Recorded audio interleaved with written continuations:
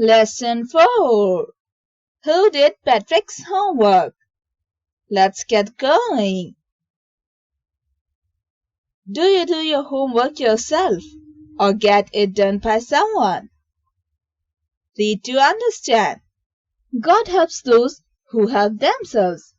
So in order to excel, one has to work diligently the way Patrick worked. Patrick never did homework. Too boring, he said.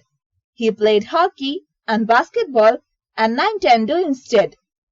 His teachers told him.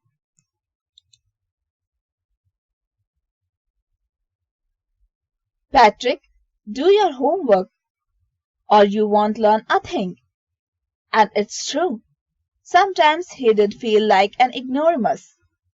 But what could he do? He hated homework. Then one day he found his cat playing with a little doll and he grabbed it.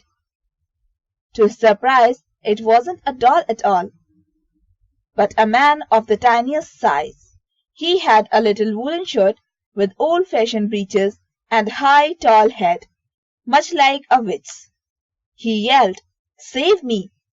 Don't give me back to that cat! I'll grant you a wish. I promise you that." Patrick couldn't believe how lucky he was. Here was the answer to all of his problems. So he said, "Only if you do all my homework till the end of the semesters, that's 35 days, if you do a good enough job, I could even get L's." The little man's face wrinkled like a dishcloth thrown in the hamper. He kicked his legs and doubled his fists, and he grimaced and scowled and pursed his lips. "Oh, am I crushed? But I'll do it." And true to his word, that little elf began to do Patrick's homework. Except there was one glitch. The elf didn't always know what to do, and he needed help. "Help me, he'd say. And Patrick would have to help in whatever way. "I don't know this word," the elf squeaked while reading Patrick's homework. "Get me a dictionary." "No, what's even better, look up the word and sound it out by each letter." When it came to math, Patrick was out of luck. "What are timetables?" the elf shrieked. "We elves never need that. And addition and subtraction and division and fractions."